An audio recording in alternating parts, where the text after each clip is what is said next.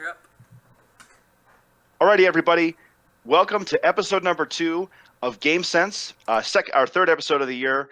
We're really happy to be here, and we're really excited to be talking about what has turned out to be a pretty awesome game so far with everybody out there. So my name is Francis O'Rourke. I'm the host for tonight. And joining me tonight are my co-hosts. We've got Adrian Emerson from 148. We've got Ty Tremblay from Team 319. We've got Ruth Toomey, also from Team 319. And joining us this week as our guest is Kyle Hughes. Kyle Hughes from Team 27. Kyle, why don't you tell us a little bit about yourself? Hi, I'm Kyle Hughes from Team 27 in Michigan, Clarkston, Michigan, and I've been the team leader and drive coach for the past 22 years. Fantastic. That's about it. Wow, 22 years of drive coach experience? Yeah. That's a lot. Yes, it is. Only 22 years. But hey, thank you so much for joining us on the show. We're really happy to have you here. Thank you. Before we get started, let's talk about a few things. First, I'd like to thank the show's sponsor, Symbotic. Symbotic is a company that does automated robotic warehouses. They're wicked cool. They've been sponsoring GameSense for the last 4 years. So check them out at symbotic.com. They've got a lot of really cool technology you'd probably be really interested if you're interested in first. We're also taking questions from the chat, and we're going to be answering them throughout the rest of the show today. So if you've got a question for us that you want, or something you want us to talk about in the Twitch chat, just type !Q and then your question, and then we'll grab it from the chat and we'll put it up on screen for us to talk about. Last thing to say is that we don't take ourselves too seriously. We hope that you guys don't either. If you don't like what we have to say, go out there and prove us wrong. All right, so week 1 has come and gone. I was actually super hyped with how the game turned out during week 1. It was actually probably one of the highest performing week 1s I've ever seen from a lot of the robots and a lot of teams. But I want to kind of hear what you guys had to say about the first week competition. Kyle, what are your thoughts from your first event, your first regional, which actually was in Utica, New York this week? I was pretty excited to be there, especially after getting through the snowstorm to get there. But I have to tell you that I thought that going to the Central New York Regional was outstanding. The performance of play was probably the highest level of play we've had in a first week regional that I can remember in a long time. I thought the people in New York, Central New York, were absolutely outstanding. They were fun. The energy in the stands on Saturday was overwhelming. They were starting the red and blue chant in just the qualifying rounds, which was crazy. It was outstanding. It was fun. And I think one of the neatest things I thought coming from Michigan, we love to go out of state so that we can meet new kids, meet new people, meet new teams. And the teams at this specific regional, there were a lot of double and triple digit teams, which is hard to find. And it really brought back a history of first. The people there, I mean, it was like, it felt to me like the old regional days. And I just thought that was a super wonderful week at, in New York. And so I thought it was really awesome. The people were great. But the competition was, the qualifying rounds were equivalent to what I would say at least quarterfinal matches would be like. Every round was intense. Every round was, everybody was playing. Lots of scale bots.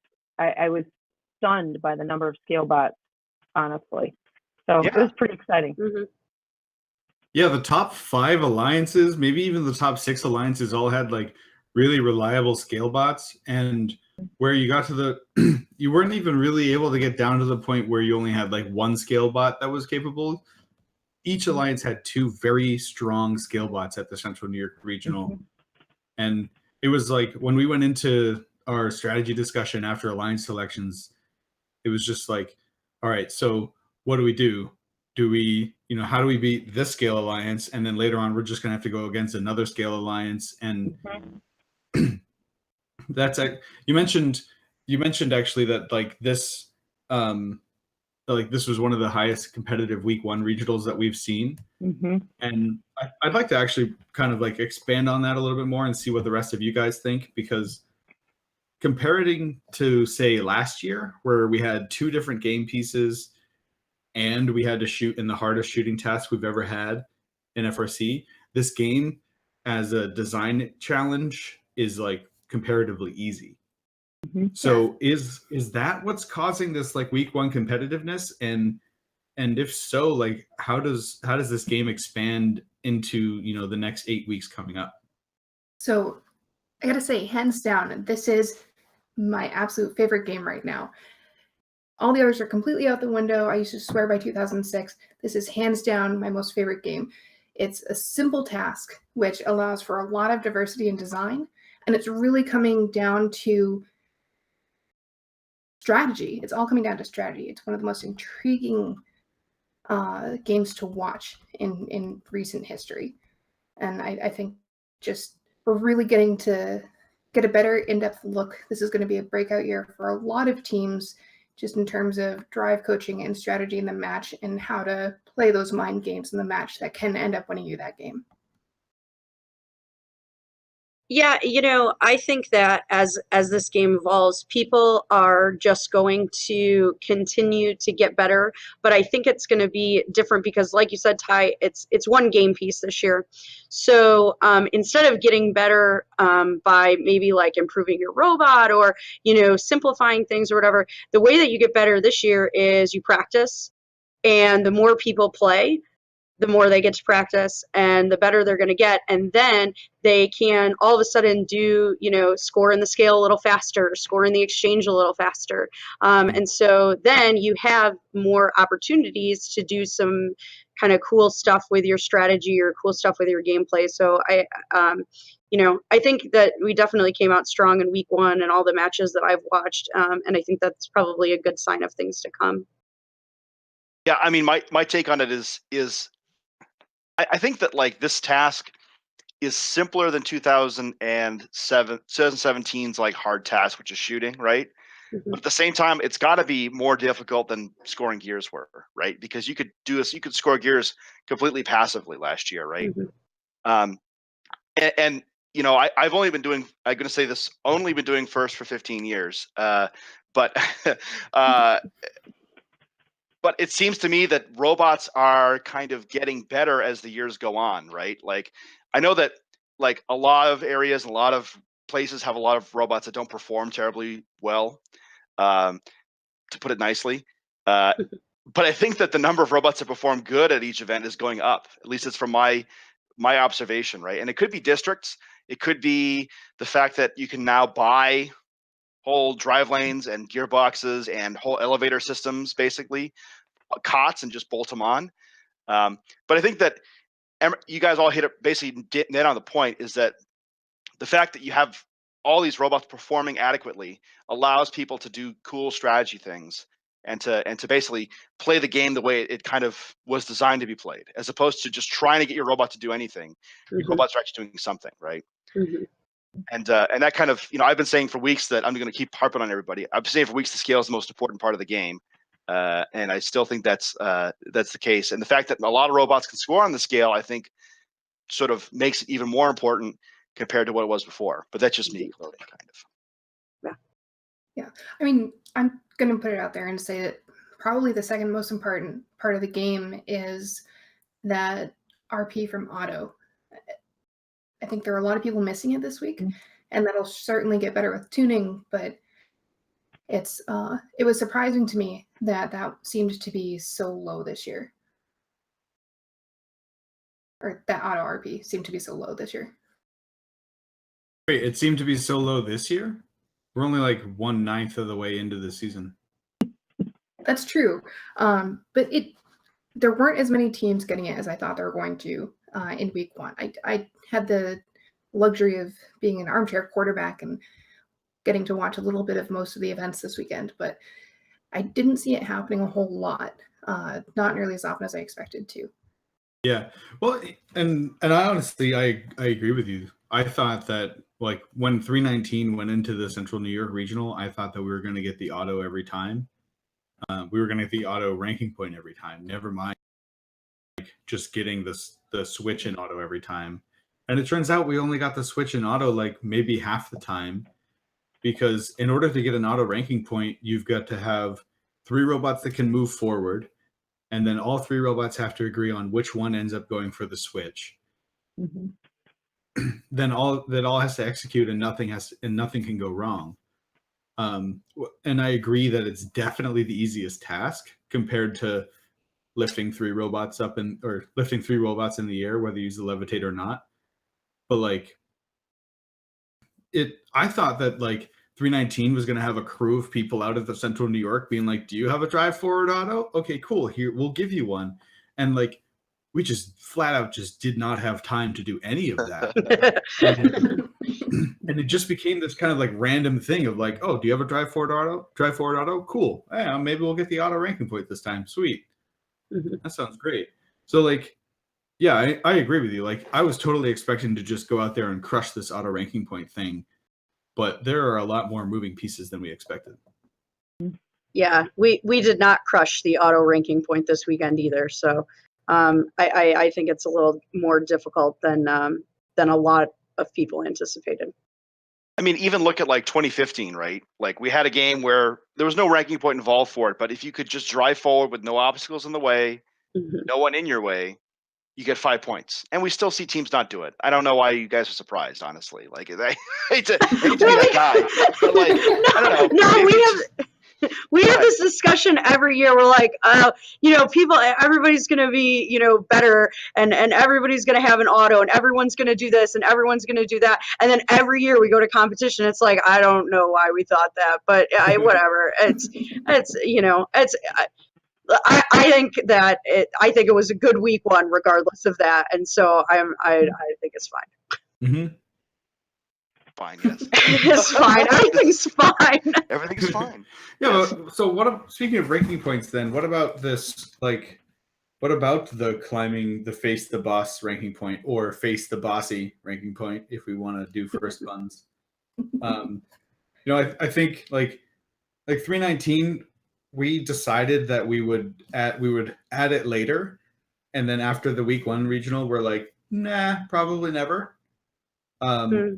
But then like, and we actually, our plan was to do something very akin to what 27 ended up with the forks that come off the back. So I'd like to hear a lot from you, Kyle, as to how that worked out, kind of like what you guys learned from it and what you guys plan to do in the future or something like that. Well, we're going to continue with our fork.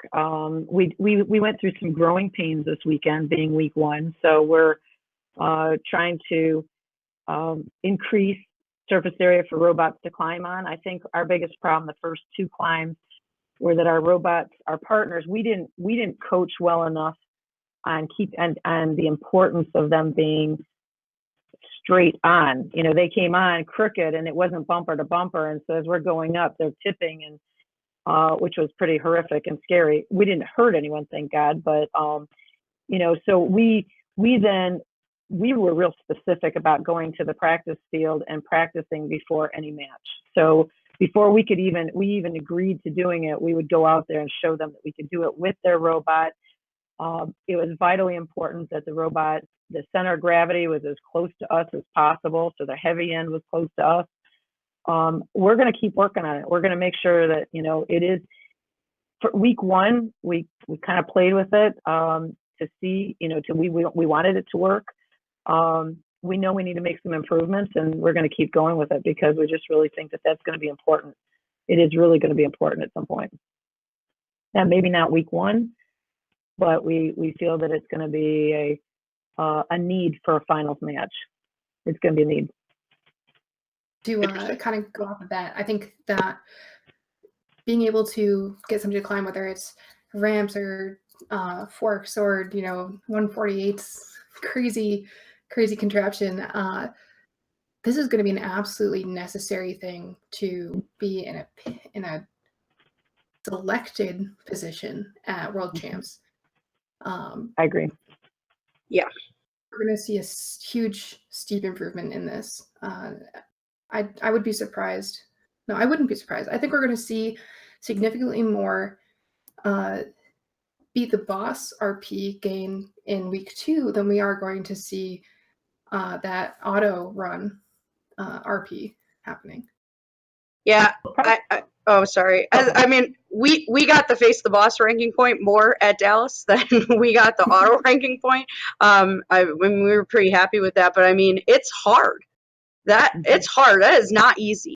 No matter what mechanism you have, getting all the pieces in place to make that happen is difficult. And I only saw one match, I think, at Dallas, and maybe I missed one, but I only saw one match that had two independent climbers that climbed on the bar at the same time. It was 2848 and I can't remember the other team, 3000 and something.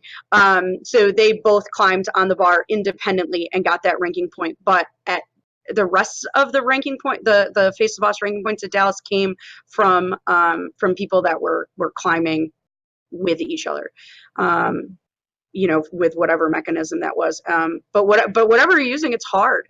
It's and I think that a lot of teams, if you didn't have something already in the works or didn't design your robot with the intention of having that on it, I think it's going to be something that's difficult to add on later. But maybe I could be wrong. But I think you're I definitely right. Go ahead, Kyle. Sorry. No, you go ahead. It's hard to convince people to climb on you. I mean, it's yes. You've spent all that time putting into your robot, and one false move, and that could put him out for the tournament. So you got to be real careful. I think you got to be careful and confident, and make sure that you can prove that you can do it. I think I heard in your broadcast before that the last broadcast, someone saying, you'll wait until someone else does it first to see whether or not it works. And I felt like that every round. We're like, okay, really, you can climb on us. And I think only one time someone came to us and said, no, our partner's going to do it. And they looked at us, myself and my strategy team, and they just looked at us and said, we don't want to fall. And it was and we looked at them and we said, thanks for being honest. I mean, Yeah.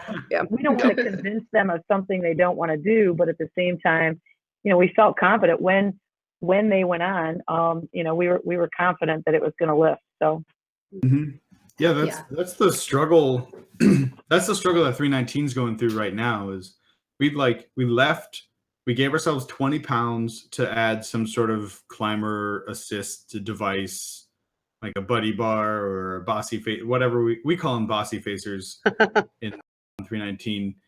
And like, we left ourselves 20 pounds. We gave ourselves a mounting point that had like bearing holes, and it was well spaced and well anchored, and it was stiff. And then like, we're looking at it and we're like, wow, like, this is really hard. Like, this is not only do you have to come up with something that's good and repeatable in order for it to be worth it, but then you have to convince people to actually come on and actually do the task with you. And like, even if you've got the best ramp in the world, then there's still teams that like kind of freak out and can't drive on top of it. And I don't know if this is I'll go out and say it right now. I think 2791's got the best ramps in the world right now, because they're giant and they're easy to drive onto. And even they didn't get the lift in time, or in like not even a quarter of their matches, I don't think, the ranking point. So like, right now we're struggling. Like, do we go with the bossy facer in an effort to rank number one, and then basically just hope we come up with a design that's good enough to do so? Or do we just say, screw it, take the 20 pounds and try to become the best skill bot that we possibly can, and then get picked by the team that ends up with the good bossy facer?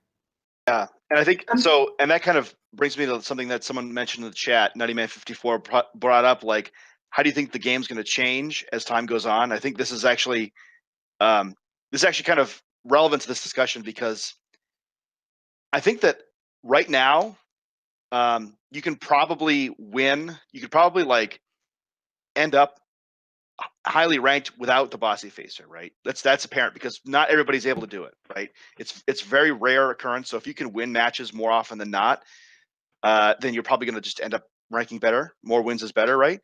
But like Kyle was saying, at some point at the championship, climbing is going to become a double climb is something you're going to have to be able to do. just like at the, we knew by the end of the championship, you're going to have to score tons and tons of fuel, and that would decide matches. Being able to get up and double climb is going to decide most Einstein level matches, I think, because you're not going to see a 30-point delta in the switch scores once you get to that high level of competition. That's my take, at least, that like right now, maybe you can get away without it, but eventually you're going to need it, I think. Personally, I think I'd want to be partnered with a robot like 27 that's got that forks, or, like 148 that has a guaranteed device that, by the end of the season, it's going to be safe, it's going to be secure. Anybody can drive up on that and climb on that alongside. I'm going to pick on 5803 a little bit. Sorry, Steph and Evan. They had a qualification match towards the end of the Clackamas district, I should say. They ended up climbing. They were doing a side-by-side climb and ended up knocking their partner off of the bar. Thankfully everyone was okay, but I'd rather be riding along with somebody and maybe slip off, but rather than fall all the way from that bar. I mean, it's the same distance, right? It's approximately 12 inches or so that you're going to fall.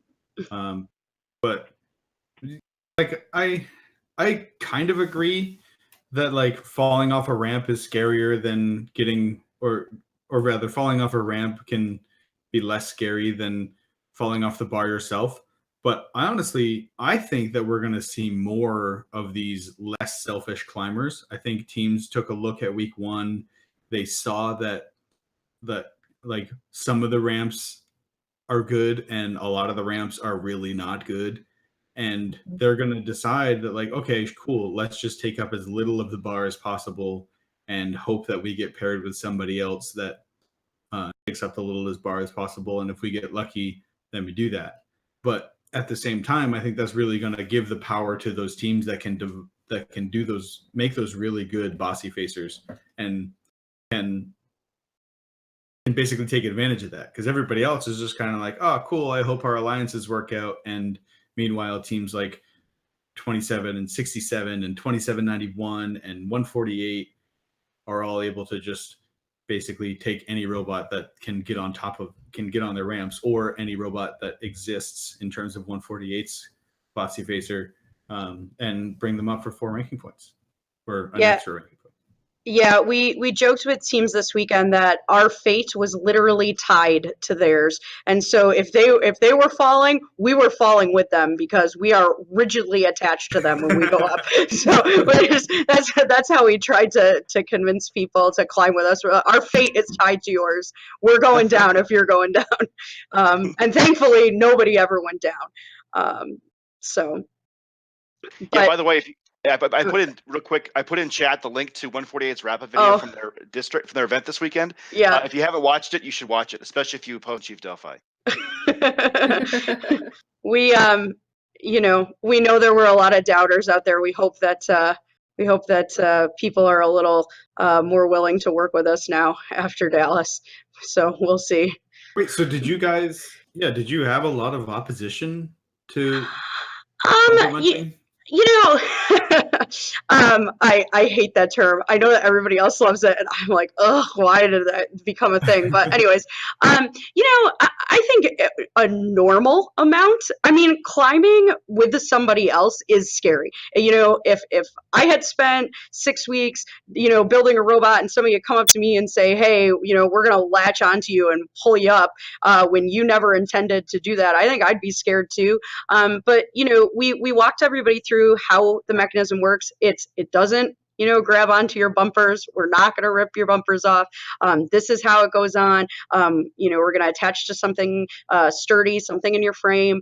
And once we explained it to him, I think in every match we had an alliance partner that was willing to go along with us for that. And, for the most part, we were successful. We didn't have any failed attempts. We just had some where we maybe didn't make it on time, or, other things happened in the match. But once we got on a roll, we were on a roll. And I think once people saw it working, it became easier as the days went on. So. Mm-hmm. sounds a lot like what Kyle was saying earlier. If you have Yeah. the chance to practice and convince them and show them they can do it, get a little bit of confidence in your partners, you're going to be able to get that buddy climb. Yeah. I'd like to sort of change topics real quick about this. I want to talk a little bit about my favorite thing in the world, the scale, because I think that there's a lot of interesting things going on with the scale. And I'm going to give my observations first. And I want to kind of hear what you guys have to say, especially Kyle, because you guys were a good scale robot there, and you guys showed off your skills in the matches. You didn't end up winning in the eliminations, but you did great. So scoring on the scale is still hard. It's not an easy task, but it's not as hard as I think people thought it was. And at the same time, I think that if you the one who scores on the scale first can basically dictate the pace of the entire match, right? Like if you can score on the scale in auto, you have, in my mind right now, an absolutely incredible advantage during the match. I agree with that wholeheartedly.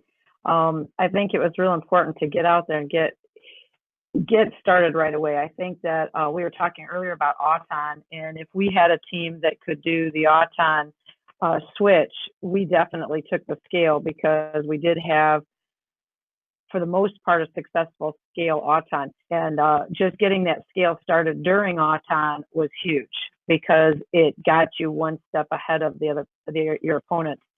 But I think that what I saw in Central New York was, because there were so many scale robots, that we were double teaming the scales. So there were always two robots scaling. And I think what evolved through the tournament, for me at least, was that we didn't need that many people, that many robots scoring on the scale. You know, once you got ahead, as long as you were a couple.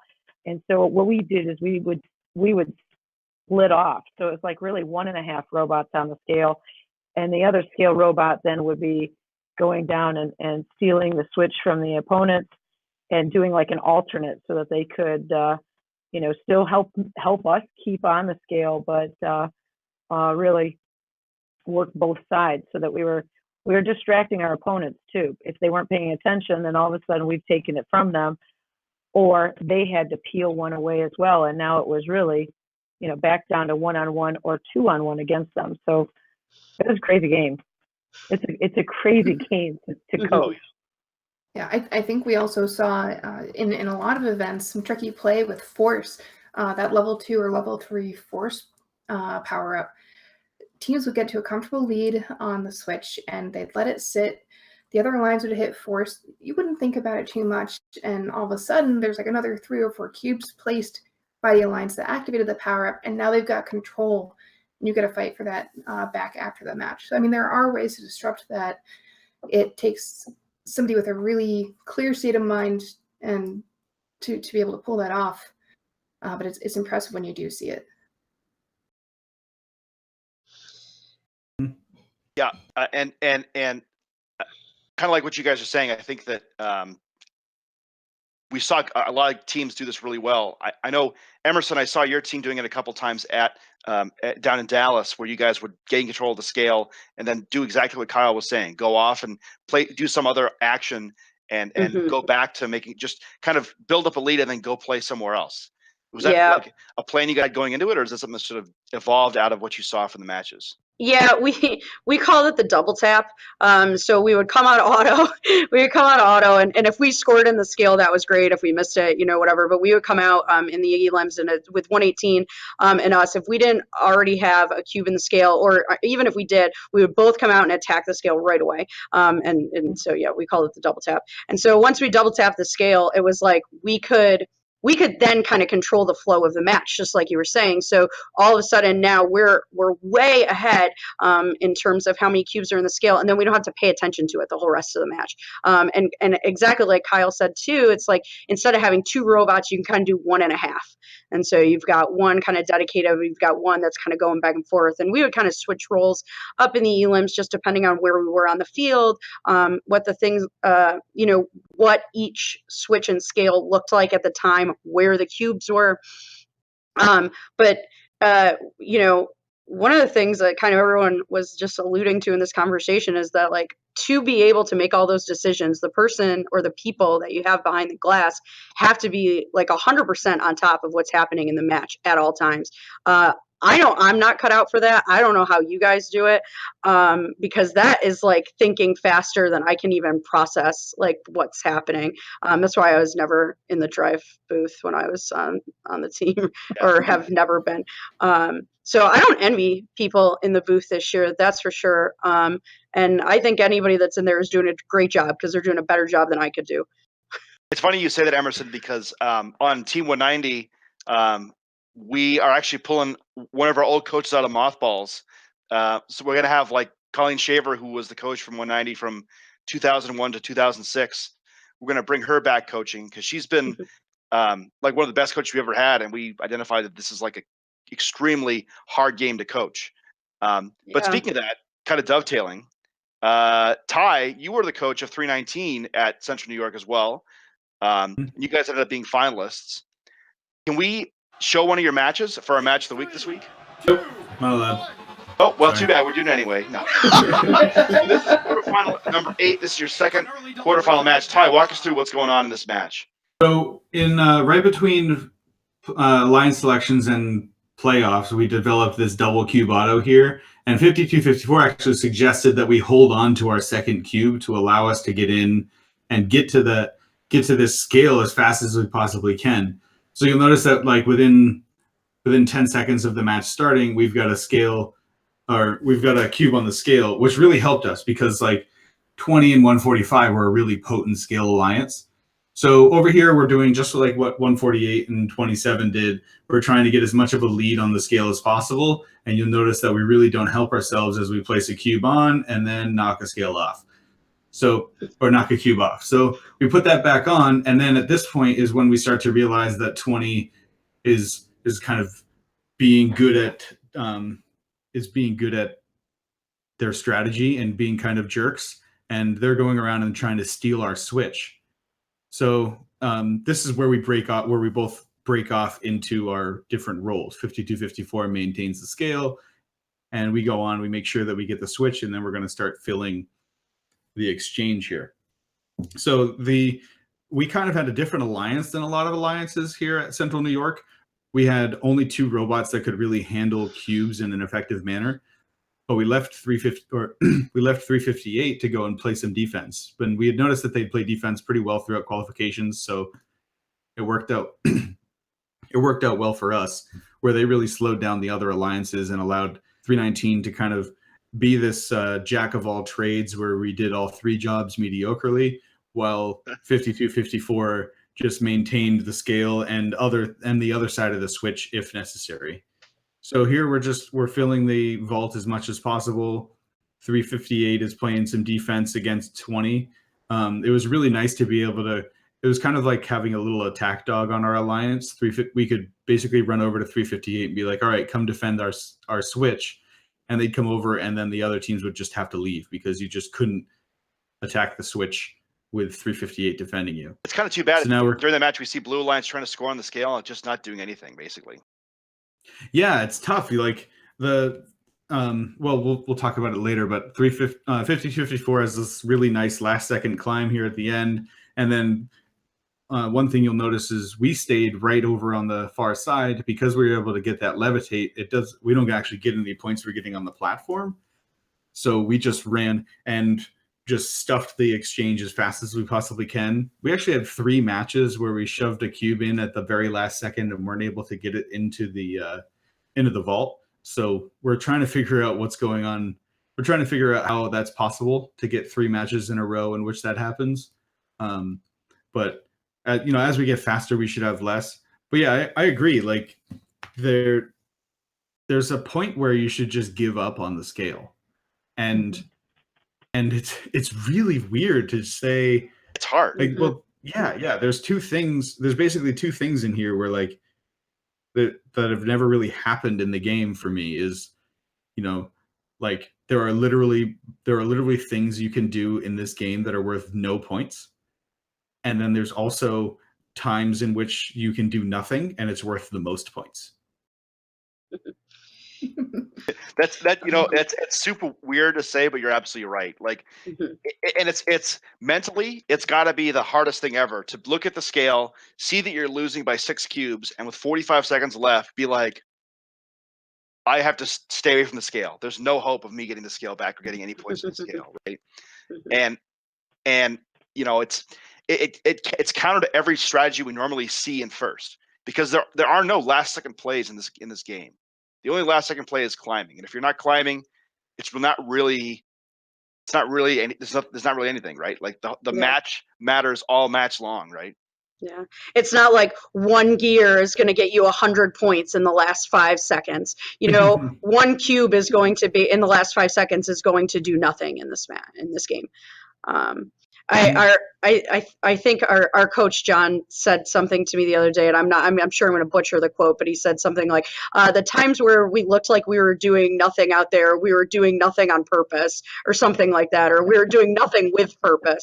But With purpose, I like that. For your weekly Magic the Gathering reference, it's not like we're doing nothing. It's not like we're not doing anything. We're doing nothing, right? And that's what we want. Yeah.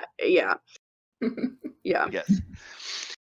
Yeah. Well, I mean, go ahead. It's really hard actually as a coach to like go and tell your kids that you've been like for the first 2 minutes and 15, or for the first 2 minutes of Telia, you're just pushing your kids to do actions and run cycles as fast as possible. Do this, run that, do this, fast that, be smooth, be fast, do this. And then for the last 15 seconds, you're either telling them to climb, telling them to fill the vaults, or telling them to do nothing.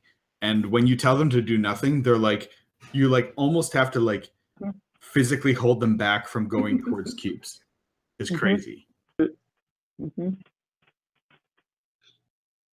Yeah, I found watching some of the finals matches, when you knew that a team wasn't winning, but they were still fighting for that scale, I sat there going, what are you doing? I mean, like I understood it, but I was like, you're gonna get that scale, you're gonna get ownership for 2 points or 1 point. Yeah. But there's some sort of pride that you just, it, like you said, some just, they didn't know what else to do. So they just they couldn't give up on it. But yeah, that's not worth the points at the end. No.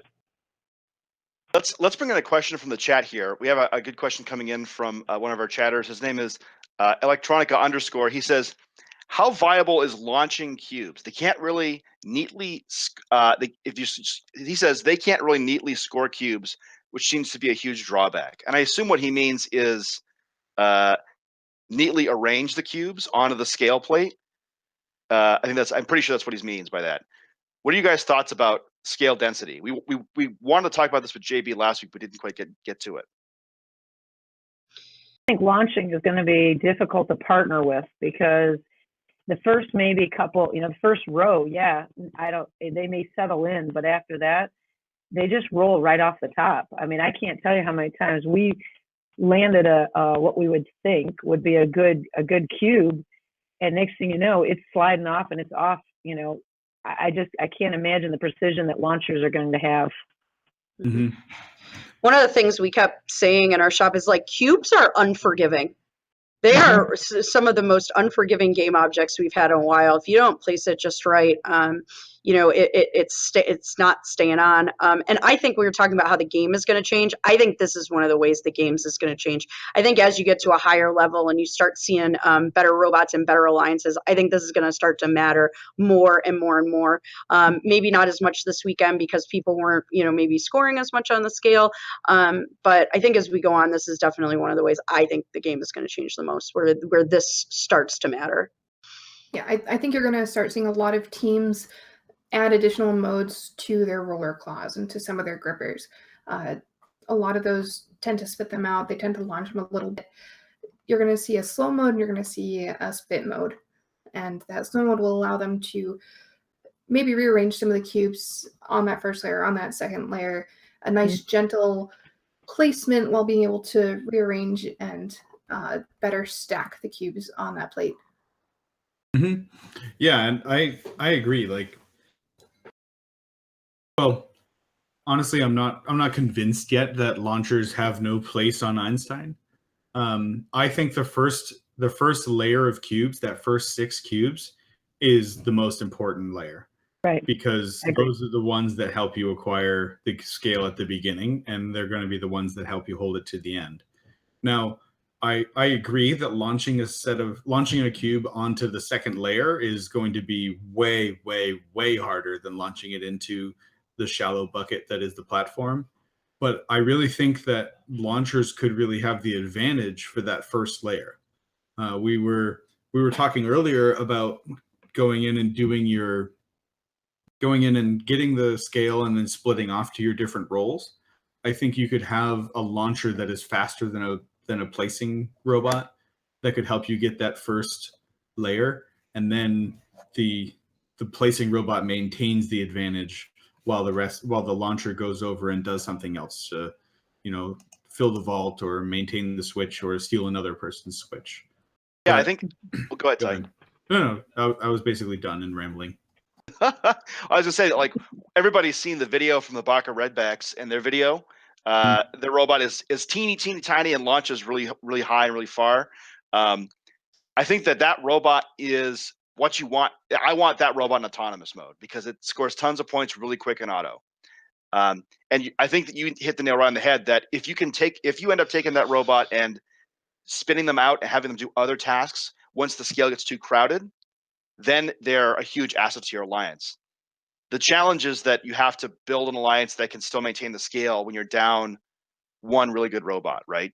So I think Barker's going to see a lot of success this season, but robots like them that depend on being able to score and shoot shoot cubes up, whatever they are, they're going to find that at the highest levels of competition, they're going to end up a little bit short overall. Not to make a pun about the robot's height, but it is actually true. It is a little bitty robot. And you know what, Emerson?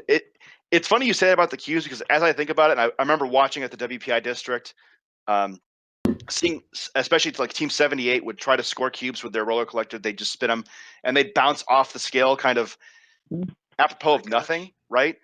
Like, Yeah. It's almost like these are super bouncy balls instead of just hard plastic crates, Mm-hmm.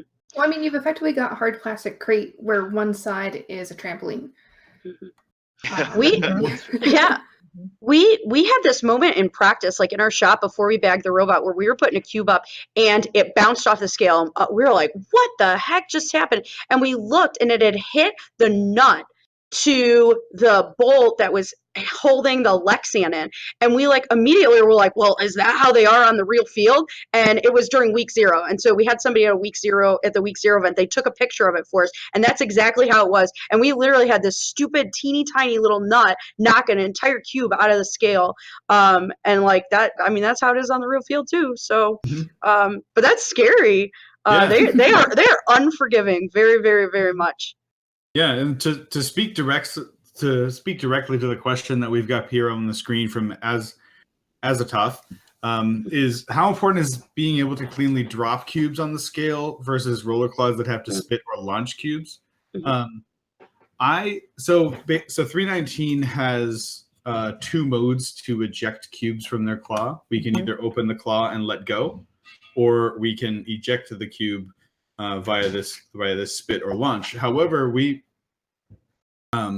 our programmers found a really clever way to basically put the spit on an analog on like one of the Xbox triggers, so we can spit slow, we can spit fast, and we can do anything in between, and it's working out really, really well for us. So honestly, I think that this dexterous control of the cubes is what's going to be really, really clutch here on Einstein. I think you're going to see, you're not going to see this like crazy put as much power into the thing as possible, rip the tube out of your claw with the scoring device like we did in 2011. You're going to see like some really fine control with these robots, and I find that awesome, and I find it really, really fascinating. Yeah, All right, let's go to another question here that I think is actually relates to this, but I think is going to be very important, and I have a lot to talk about this. Someone named Venti asked this question: are we going to Who's run that? out of cubes in matches before Einstein? How does that change the strategy? And so I don't know if you guys saw this at your event, but Kyle, I remember seeing in one of your quarterfinal, your first quarterfinal match, that by the end of it, it looked like you guys were kind of running out of cubes on your side of the field. Cubes were gone. So, yeah, I think there is going to be a good discussion about what you're going to do. You're going to need to make sure that you can go down to your portal and get it from your human player. And, that was something that we also didn't put a lot of, I guess, energy into going into this last week. And then after the second match, we kind of looked at each other and went, we haven't even talked to the human players at the other end of the field. And that changed drastically because, they're very important, because if they don't know how to get that cube to you when your field is empty, they just sit there and stare at you, So the communication with human players became a real important piece for my human player. I mean, that's with all of our drive team. They all have specific jobs that they need to do in communication with other teams. And my human player, I was like, man, they got the easiest job this year because they were doing nothing. And then all of a sudden I went, wait a minute. They have the hardest job because they have to talk to all of them and get it worked out. But I think going down to get the cubes from the portal is going to be really important for multiple reasons. You're right there to, de-switch your opponents. You're not too far from doing the scale if you need to, but I think that's going to be a key, getting down there and being able to get in and get out quickly enough before people are stopping you. I'll be 100% honest. Steve, if you're watching, you were on episode 0 of GameSense. You have already told me that you were right, and I agree with you. The number of cubes that people are scoring on the scale is a lot higher than I thought it was going to be. And also that leads to like what we're saying, that like in matches where teams are battling with the scale, or teams think that they're battling with the scale, maybe they actually have lost the scale and they can't get it back, but they don't know it yet and they keep scoring. The field is empty.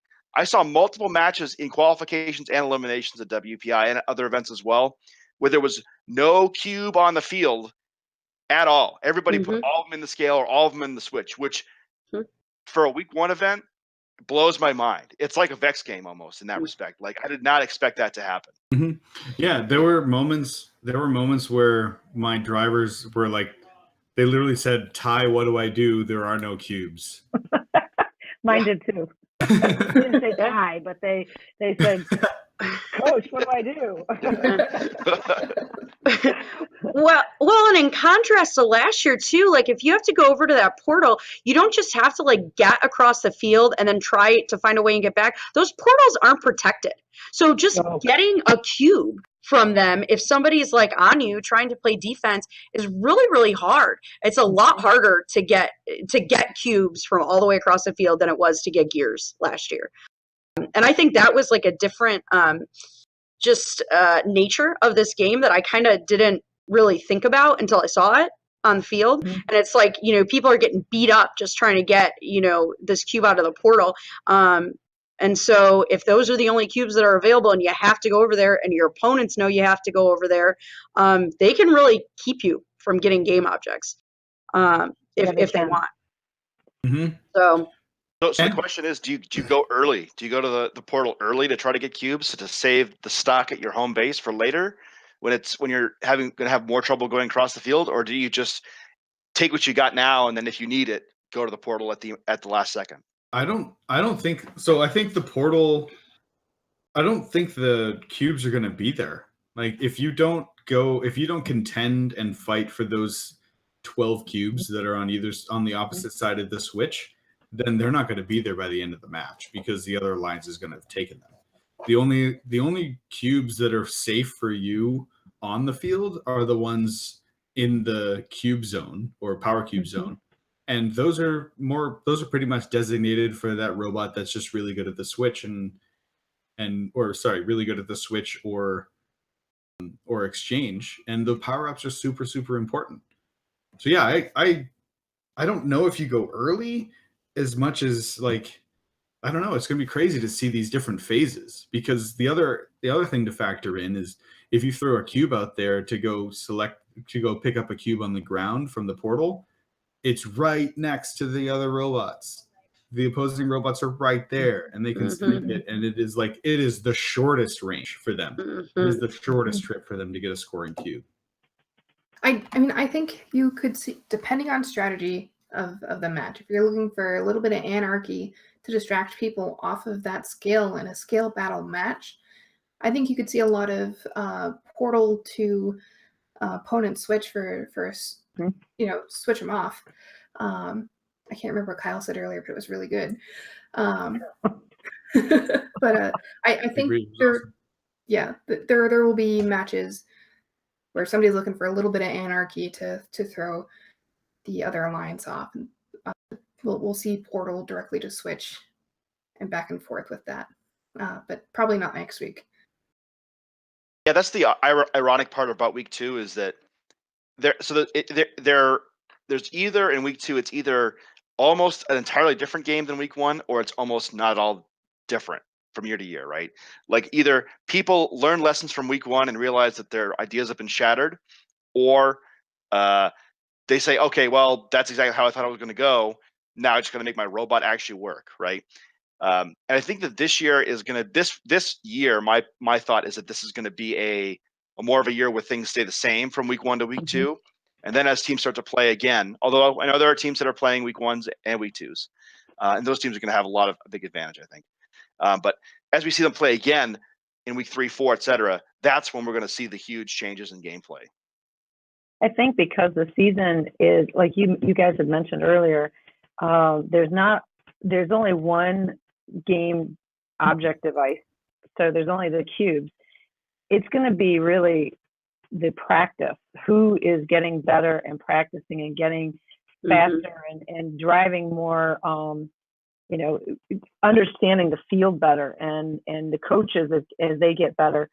But it's practice, and I think that that's going to change the scenarios of the games, because there's no other, like, I don't know how else you can score. It's not like last year. There were so many different ways that you could do things, and this year it's, once you dive in, you just got to think fast and see what's going on. But you have to be one scoring object up from your opponents, whether it's a scale and a switch.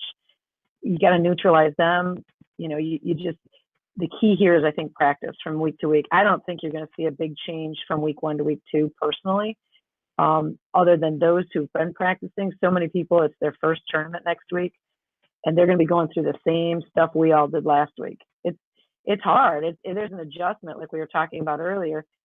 At what point do you give up the scale? At what time do you, that all is just going through the practice, figuring that out. Yep, certainly true.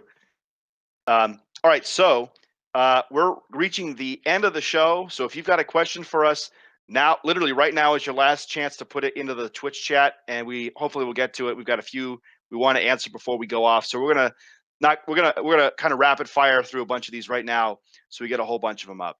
All right, so first question up on the board, coming to us from NuttyMan54. He asks, will a missed bounced cube decide Einstein finals? What about a misplaced cube? Ooh, interesting. So let's I'm gonna put the onus on Adrian. Adrian, you lead this off. What are your thoughts on that? Yes, you think that? Okay. Yeah. All right, that's it. All right, good. I thought rapid firing, Francis. Yeah, I do. No, I mean, look, we talked about it before. It's all about scoring differential, right? If you get a leg up in the scale, then you can potentially own the scale the rest of the match. So if you're trying to get a leg up in the scale and you drop a cube and the other alliance doesn't, you're down the rest of the match. That's it. Mm-hmm. Yep, you're basically stuck a whole cycle behind, kind of like 2014, right? If you're a cycle behind, you just can't make it back unless they make a mistake too. Yeah. Right. Yeah. If we're basically talking cubes per second here, and there's only 135 seconds in the match, so if you drop a cube, the actual cubes per second rate that you'd have to score faster in order to catch back up is really, really high, actually. Yeah, and a cube you have to place twice is a cube you only score once. Whoa, deep.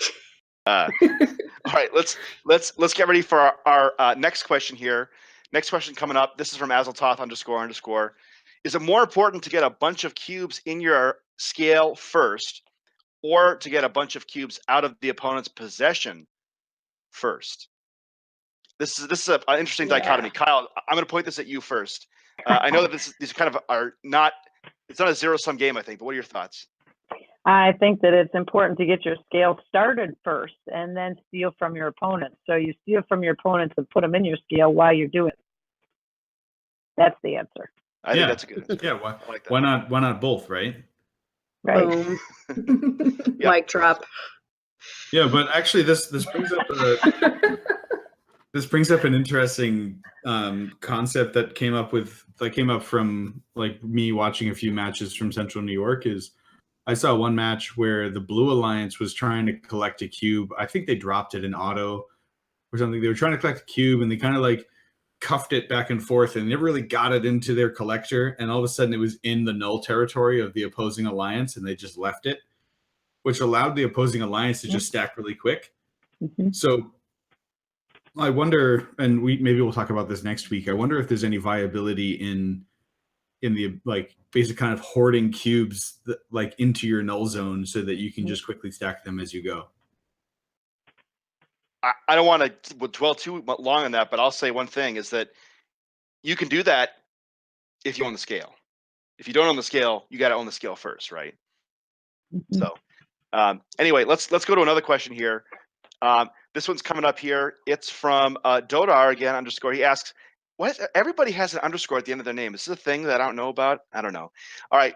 Is the later week strategy dilemma going to be using 9 cubes in the vault versus using some to put on the scale or switch? Ruth, why don't you lead us off with that? Oh man, so that's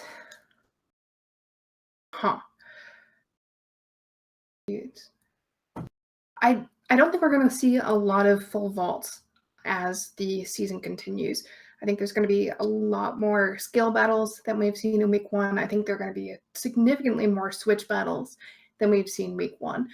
If you own 2 switches, that's no switches for the opposing alliance. I don't think we're going to see a lot of full vaults towards the end. I think those are going to go towards the switch and the scale. Yeah, that's my thought too. I think the maybe you're going to see a lot more of the vault action, especially in elimination matches as the year goes on, happening at the very end of the match. And by very end, I mean like the last 8 up until the last 6 or 8 seconds, because after that point, I don't think there's a way a human could put a cube into the vault and have the vault read it in time for it to count for points, right? Mm-hmm. Which is an interesting rub that sort of came out of the game this year. So I think that you're right. I think that as time goes on, people are going to be needing to gain gain control of their own scale, steal the opponent's scale. Gain control of your switch, steal the opponent's switch, and get the scale. Those cubes are going to be more useful elsewhere. Yeah, and at the same time, if you own the scale, you have really no need, or if you own the scale and your switch, you really have no need for the force. And if you don't own it, you don't really have time for the boost. So you more or less have those 3 cubes that you have to play with through there. And I think we'll see the use of them in the vault get smarter and smarter. Mm-hmm. Yeah, one of the things, especially early weeks, is that the vault is a very easy thing for teams to do. So as teams get better, you're definitely going to see teams being able to do more. So yeah, no, I want to make a little addendum to my answer. I think if you're up against a team that can't score in the skill or struggles to score in the skill, you get control of everything, and then you score everything you can in your vault and just pass it through the exchange to cube serve the other alliance. Reasonable. All right, we'll come back to that in 2 weeks or 3 weeks and see how it comes out. I got our next question coming up here. This one is from Electronica1_ again. Do you see any major issues with the game that need to be addressed by a rules update in the coming weeks, or that first managed to get it mostly right on their first try. Ty, give us your take on this.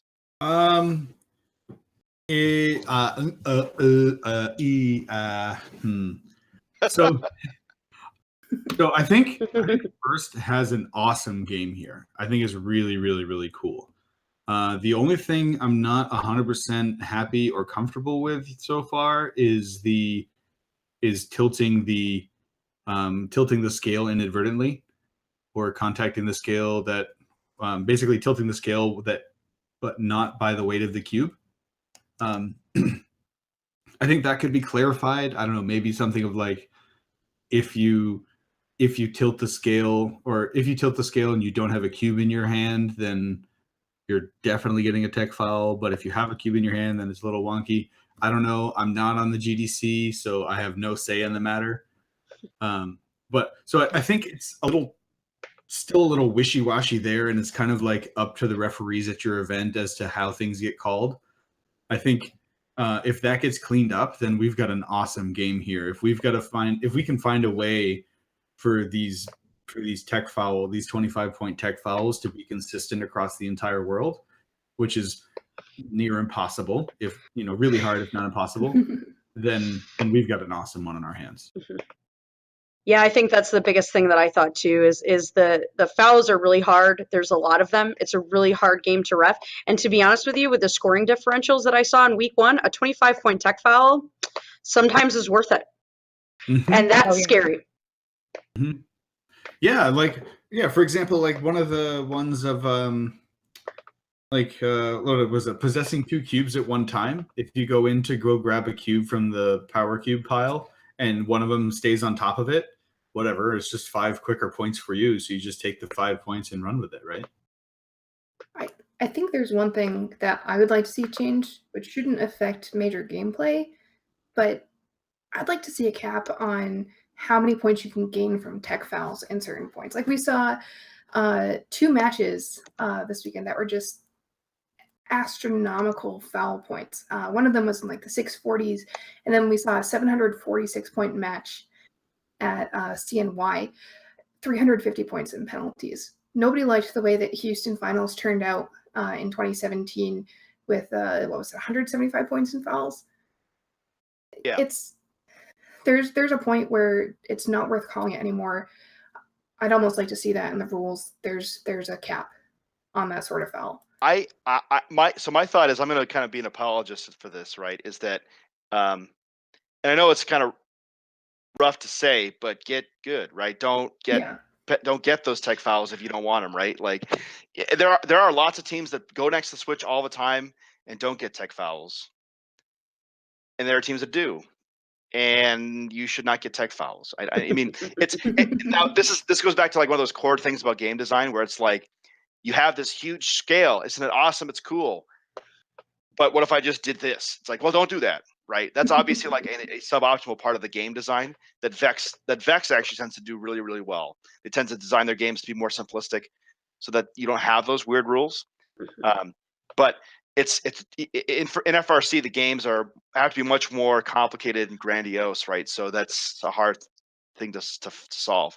And to kind of piggyback on Ty's thing about the referees, is that this is kind of like what I'm gonna bring up perhaps a sore subject for some people, especially Pittsburgh Steelers fans. What a catch is, right? It's very clear. It's very clear what a catch is. The definition is there. The challenge is that referees calling it consistently and accurately. And the NFL has done a lot to make it so that's a thing. And if First was able to do that and make it extremely consistent across all First, this rule would be not an issue. It would be a thing that everybody knows about. But it's not easy to get all the refs to do the same thing, in First at least. So anyway, we got one last question here that we're going to put up, and we're going to put this toward Emerson here. This question came from Bartholomew, and he asked the question, are more colorful robots better at playing this game based on results from week 1? Absolutely not. Now, what if black is a color? If we said black is a color. Black is actually all colors. Oh, If you're talking pigment, it's a mixture of all colors together. Then I change my answer to absolutely yes. fair enough.